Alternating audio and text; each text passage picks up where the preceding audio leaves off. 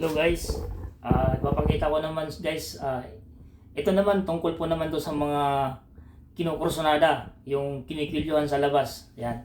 Kasi karamihan po yung mga nasa labas may mga taong mga siraulo dyan yung wala kang kaalam-alam, bigla kang kukursunadahin, hahawakan agad yung kwilyo mo.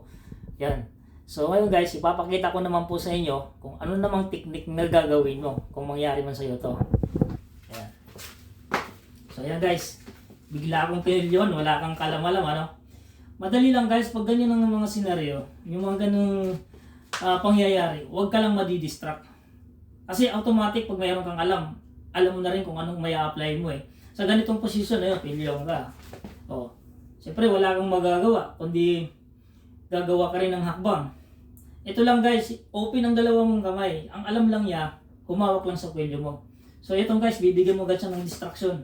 Una, titirahin mo yung panga niya, ayan o, babasagin mo. Pero ito, pagbasag mo sa kanya, nakalak ka dito, para hindi siya maka-atras, hindi siya makailag.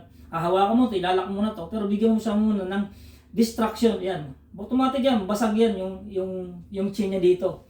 Bag! Babasagin mo siya. Tapos, yan, pakita ko sa'yo, ito. Babasagin mo siya, tsachapin mo siya. Tsachapin mo siya sa liig. O ito, dito naman sa malalamunan niya, chuchok mo, yan. Ayan.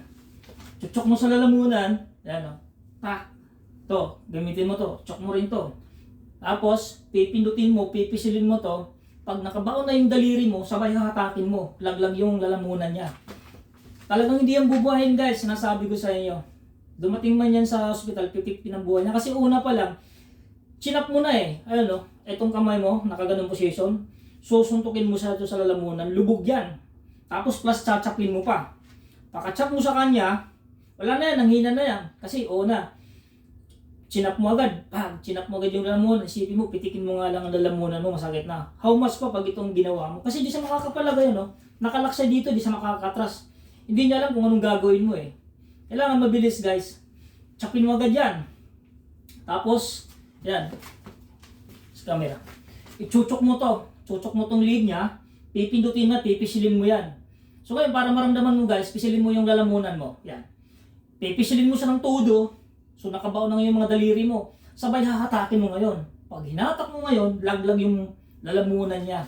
Yung ngayon, dinangina na siya ngayon. Ito, nakalakto. So ang gagawin mo pa sa kanya, babalian mo pa siya. Ito, itwitis mo ngayon yung kamay niya. Pero ididin mo pa rin sa dibdib mo para hindi siya makapalagay, no? Ayan, no? Yan sa camera. Ayan. Ito ang kamay niya, naka-twist yan.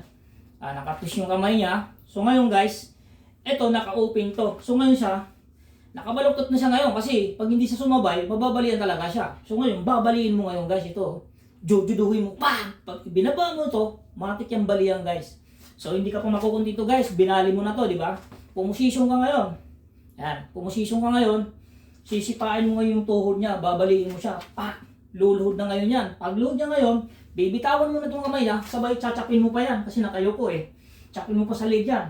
Nakatsap sa liig, initro mo na siya ngayon. Ayan, sasabay yan guys. Ayun, lock yan o. Ayan, dito na ngayon.